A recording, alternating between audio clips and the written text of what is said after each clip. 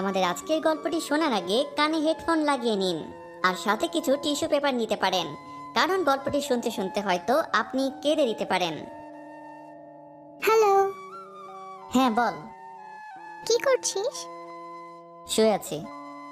দুপুরে খেয়েছিস? না। কেন?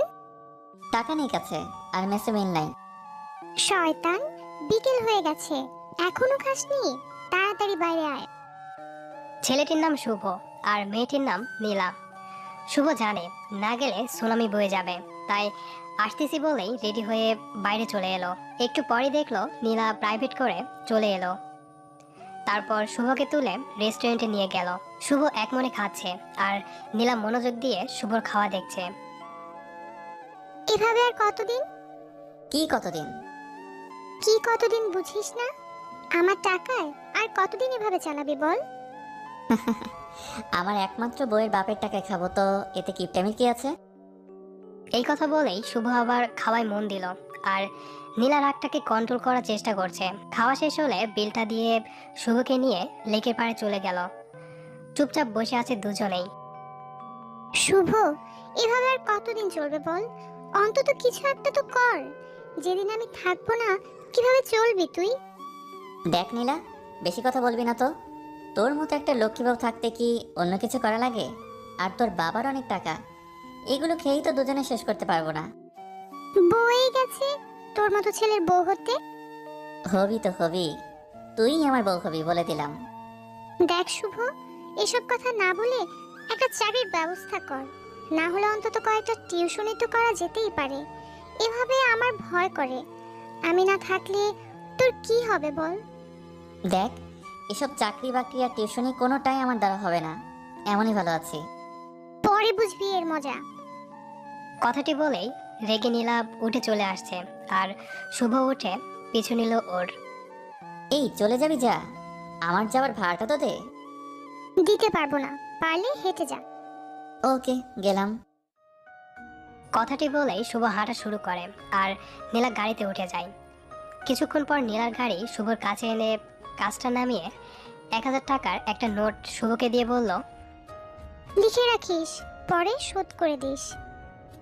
গাড়িটা চলে গেল আর শুভ দাঁড়িয়ে মুচকি মুচকি হাসছে। এই 4টা বছরে শুভ এই দিয়ে 1,25,417 টাকা নিয়েছে। নোটটা না ভাঙিয়ে হাঁটতে হাঁটতে শুভ ম্যাচে চলে আসে। এবার এদের পরিচয়টা দেই। নীলাঞ্জি বড়লোক বাবার একমাত্র মেয়ে, তবে বড়লোক হলেও ওর মতো মেয়ে হয় না। রাগী হলেও মনটা খুব নরম। আর শুভ গ্রামের ছেলে। পরিবার বলতে শুভ নিজেই, মা বাবা সবাই ওই দূরাকাশে থাকে।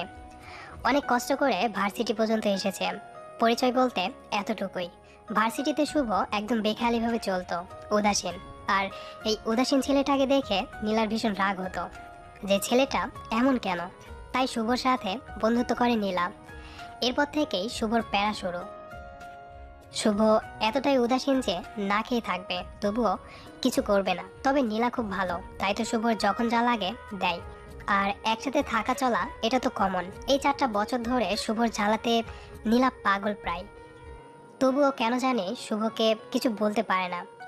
ছেলেটা এতিম তো, তাই আর শুভর হাসি দেখলেই নীলা সব রাগ চলে যায়।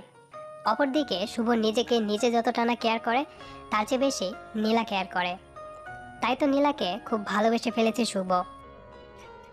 অনেক আগেই শুভ বারবারই নীলাকে বলে যে ভালোবাসি, তবে নীলা মজা ভেবে উড়িয়ে দেয়। এভাবেই এক এক করে চলে যাচ্ছে দিন। শুভও চাই চাকরি করতে, তারপর নীলাকে নিজের বউ করে নিতে। তবে আজকালকার দিনে চাকরি মানে যে কি, এটা যারা পড়াশোনা শেষ করেছে শুধু তারাই জানে। অনেক জায়গায় চাকরির ইন্টারভিউ দিয়েছে, তবে আজকাল মামা খালো আর টাকা ছাড়া কিছুই হয় না। তাই তো চাকরিটা আর করা হয় না। চাকরি না হলেও শুভ চুপি চুপি সেই প্রথম থেকেই রাতে 2টো টিউশনি করায়, যা নীলা জানে না। শুভর ইচ্ছে টিউশনি জমানো টাকা দিয়ে বিয়ের পর নীলাকে অনেক বড় একটা গিফট দেবে। শুভ অনেক স্বপ্ন দেখে নীলাকে নিয়ে। বিকালে ম্যাচে বসেছিল, তখনই আবার নীলা ফোন দিল। হ্যাঁ বউ বলো। দেখ শুভ, সব সময় আমার মজা ভালো লাগে না। মজা না, আমি সত্যি তোকে বউ করে নেব রে। আমার বিয়ে ঠিক হয়ে গেছে, আজ আংটি পরাতে আসবে, রাতে বাসায় আসিস।